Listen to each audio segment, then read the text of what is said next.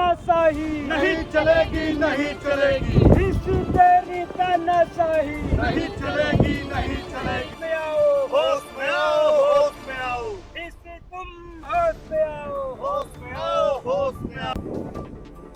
साथियों नमस्कार, मेरा नाम रवि कुमार है और आप देख रहे हैं बतंगड़ न्यूज। इस वक्त हमारी मौजूदगी उत्तर प्रदेश की सूबे की राजधानी लखनऊ में है। हमारे पीछे आप देख सकते हैं जो लोग हैं, ये लोग सुबह 11 बजे राज्य भवन, जिनका नाम जन भवन हो गया है, उसका गेट नंबर 1 पे घेराव करनी थी और जो के जम्मू हॉस्पिटल के जो वीसी हैं उनका पुतला फूकना था, लेकिन प्रशासन के द्वारा इनको हाउस अरेस्ट कर लिया जाता है।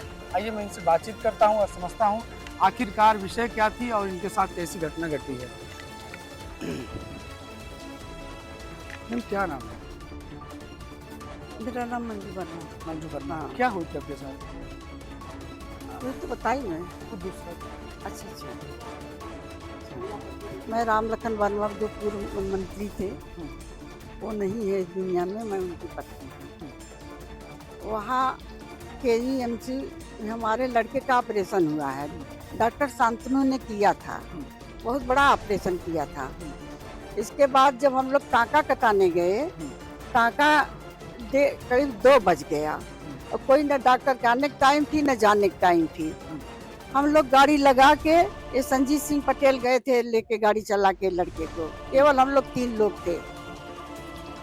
जब ये बैठाने लगे मरीज को गाड़ी पे, तो पीछे से एक गाड़ी जो डॉक्टर की थी वो हरन पे हरन बजाता रहा। ये नहीं लगा कि ये डॉक्टर है या पब्लिक का आदमी है कि पागल है कि कौन है, ये कुछ नहीं पता चला। बजाता रहा, फिर एकदम हम कहे भैया थोड़ा सा बगल कर लो। बगल करने की कहीं जगह नहीं थी, बड़ी हमारी भी बड़ी गाड़ी थी। जरा सा इन्होंने इधर किया, तब तक कूद के आके पेशेंट को मारने लगा। वो जो मारे वो कौन थे? वो डॉक्टर है, डॉक्टर का नाम नहीं जानते हम। अच्छा। नहीं, शांतनु नहीं थे। हाँ। शांतनु के पार्टनर हैं, उनके साथ के थे। इसके बाद मरीज के एक टांग गाड़ी में, एक टांग बाहर, कैसे गाड़ी इतनी जल्दी हट सकती बताइए। लेकिन फिर भी इन्होंने हटाया। अब आके मरीज को मारने लगा वो डॉक्टर। मरीज को मारने लगा। मरीज भी एक खूंचा अंदर से मारा, लेकिन अब उसकी टांग टूटी तो वो बेचारा कैसे मार सकता है। तो जान गया कि ये तो मरीज है। संजीत सिंह छोड़ाने लगे उसको कि मतलब मत मारिए भैया, मरीज है। तब तक इन्हीं को पट मारने लगे सब लोग। कितने लोग? अरे वो बहुत लोग थे, 4-5 पूरा डिपार्टमेंट के लोग। हाँ। इसके बाद वो ले गए चढ़ा के जीना जहाँ था वहाँ घितरा के इनको ले गए। ये यही कहते गए कि भैया हमको क्यों मार रहे हो। वहाँ ले गए। इसके बाद ले गए। तेरी तानाशाही नहीं चलेगी, नहीं चलेगी, इसी तेरी तानाशाही नहीं चलेगी, नहीं चलेगी। में आओ होश में आओ, होश में आओ, इसी तुम होश में आओ। होश में आओ, होश में आओ। हमारा देखिए बैग भी उसी मारे पीठ में टूटा। और इसके बाद इनको बैठा के वहाँ पूरा जब हम गए, थोड़ा बहुत ये जान गए करे, तो महिला भी एक बीच में पड़ रही है। तब मामला रफा दफा करना चाहे।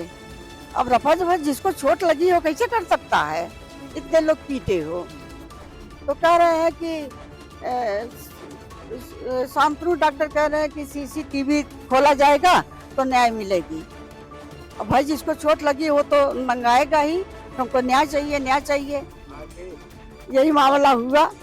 वहाँ फिर उनको जब देखे कि हमारे लोग भी आने लगे, तो उस डॉक्टर शांतनु भगा दिए कि तुम जाओ, तब अपना निपटने लगे। अभी उस वक्त मौजूद थे उन लोगों के साथ जब घटना घटी, कैसे क्या हुआ आपके साथ? हम लोग तो वहाँ से निकल के आ रहे थे। आज के दौर के हिसाब के जो डॉक्टर नहीं है, माफिया गुंडा, इनको तो जेल के अंदर रहना चाहिए। पता नहीं कैसे डॉक्टरी कर रहे हैं वहाँ पे। डॉक्टर के संरक्षण में, डॉक्टर के कहने पे वहाँ के जो इनके डॉक्टर के चेले चापड़ थे सब आके लगे मारने।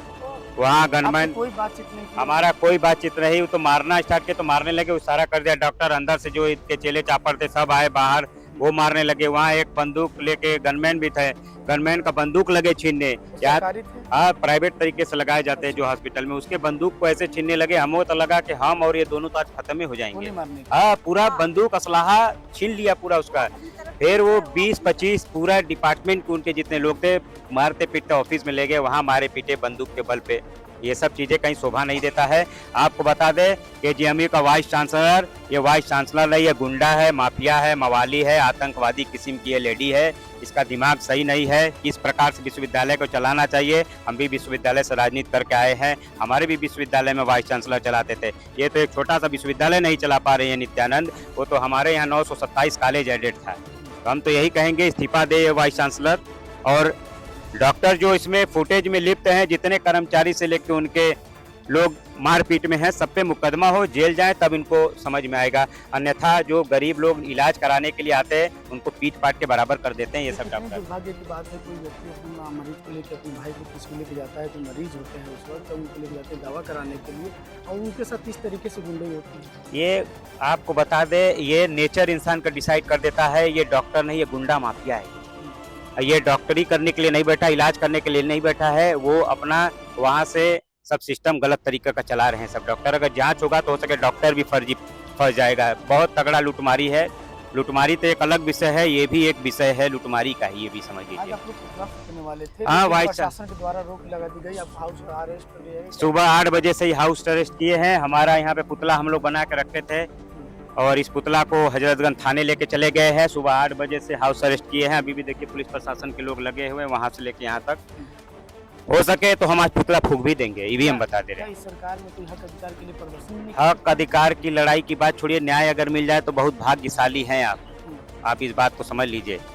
जब हमारे जैसा ईमानदार नेक जो समाज का सेवा करने वाला है चक्कर काट दिया, 13 दिन में 13 ही हो जाता है आदमी का। अभी तक इसका 13 ही नहीं हुआ है वाइस चांसलर का, इसका भी 13 ही कर देंगे हम, मौका मिलेगा तो। सरकार में न्याय मिलना मुश्किल हो गया है। बिल्कुल 13 दिन से हम लोग परेशान हैं, 13 दिन से कोई न्याय नहीं मिल रहा है और इसको तो मतलब तुरंत हटाया जाए। हम लोग इसी के लिए मतलब सब लोग लगे हुए हैं, यहाँ भैया के साथ खड़े हुए हैं और भैया तो न्याय के लिए लड़ते हैं, हम लोग भी न्याय के लिए लड़ते हैं मानवाधिकार से, लेकिन कोई न्याय हम लोगों को मिल ही नहीं रहा है। और इनका जो बेटे के साथ हुआ है, भैया के साथ जो हुआ है, 40 लोगों ने मारा है। अगर 40 लोग मार देते हो दिन इनकी हत्या हो जाती तो उसका कौन मतलब वो होता, जिम्मेदारी कोई लेती? बीसी को तुरंत हटाया जाए। चलिए, जिस तरीके से घटना घटी सोचने वाली विषय बन गई है, सोशल मीडिया पर चर्चा का विषय बन गई, क्या कहेंगे आप? हम लोग तो 1 तारीख से ही लगे हुए हैं। जब पूर्व छात्र संघ अध्यक्ष जी को सूचना मिली हमें बंदी बनाया गया है, तब हम लोग जो है आर्थोपेडिक डिपार्टमेंट में पहुंचते हैं। वहां से लाख खुलवा के अध्यक्ष जी को निकलवाया जाता है। इनको बंदी बना के वहां पे रखा गया था। और जो जिनका ऑपरेशन हुआ था पूर्व मंत्री राम लखन वर्मा जी के बेटे का, उनको भी काफ़ी मारपीट किया गया उनके साथ। ये विशेष निंदनीय है और इसके लिए पिछड़े समाज से आते हैं और पूरा समाज इनके साथ है। अगर न्याय नहीं मिलेगा तो आज तो पुतला बीसी का पुतला फूकने का कार्यक्रम हमारा राजभवन में था, गेट नंबर 1 पे पुलिस प्रशासन द्वारा रोक दिया गया। लेकिन अगला आंदोलन और बड़ा होगा, पूरे लखनऊ को जाम करने का काम हम लोग करेंगे। अगर ये 30 साल पहले मंत्री थे जो है, मैं तो बता नहीं सकता, लेकिन शायद बसपा पार्टी से थे जो जी। मंत्री के परिवार से किस तरीके की घटना होता है? आमतौर पर जो लोग होते हैं, आम जनता होती है, किस तरीके की घटना करते हैं, किस तरीके बर्ताव करते हैं ये लोग? आजकल तो सब चल रहा है, नॉर्मल आदमी तो कुछ कर ही नहीं पा रहा है। चलिए, तो हमारे साथ हाँ बेटे का नाम हाँ बहुत भयानक है। जी मैम क्या हुआ? मैं ये कहना चाहती हूँ, पिछले साल मेरे बेटे का एक्सीडेंट हुआ था, मगर वहाँ के मतलब ठीक ठाक नहीं है मेडिकल कॉलेज का रवैया, मतलब तमीज़ नहीं बात करने के, महिलाओं से कैसे बात करा जाता है कि मरीज़ मर रहा है उसको पहले देखना चाहिए, तो कह रहे पहले पैसा जमा करिए तब वो भर्ती होगा, इतना है। और वहाँ के जो चपरासी हैं उनको तक बोलने की तमीज़ नहीं है, अंदर तक जाने नहीं देते बच्चों को। जैसे साथ में एक लोग जाएंगे नहीं, बिल्कुल हटिए हटिए चिल्ला रहे, वहाँ हम लोग रात भर किस तरह बीत रही हम लोग ऊपर जानते हैं हम लोग, मगर उनको कुछ नहीं है, मतलब बिल्कुल तमीज़ ही नहीं है बात करने की कि कैसे करना चाहिए। हम लोग भाई घर मतलब छोटे में आते हैं, मध्यम परिवार के हैं, तो इनको इसीलिए वो लोग बड़े लोगों को ज़्यादा देखते हैं। चलिए, चेहरा देखिए, गुंडा राज है।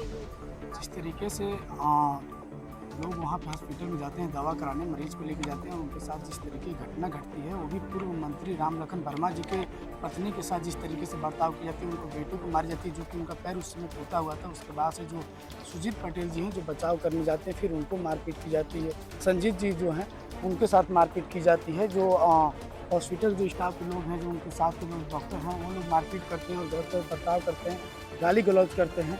अब ये लोग न्याय की गुहार लगा रहे हैं। आज राजभवन गेट नंबर 1 पे जो वीसी है हॉस्पिटल का, उनका पुतला दहन करना था, लेकिन प्रशासन के द्वारा 8 बजे ही इनका कहीं ना कहीं हाउस अरेस्ट कर लिया गया, नज़र बंद कर दिया गया है। अब देखना ये होगा क्या इनको न्याय मिलती है या नहीं मिलती है। आखिरकार इस सरकार में क्या लग रहा है, पूर्व मंत्री की पत्नी दर दर भटक रही हैं, न्याय की गुहार लगा रही हैं, क्या उनको न्याय मिलेगा या नहीं मिलेगा। आगे जो भी खबर होगी मैं आपको अपडेट करता रहूँगा। आप क्या सोचते हैं, समझते हैं, अपनी राय मुझे कमेंट बॉक्स में ज़रूर दें।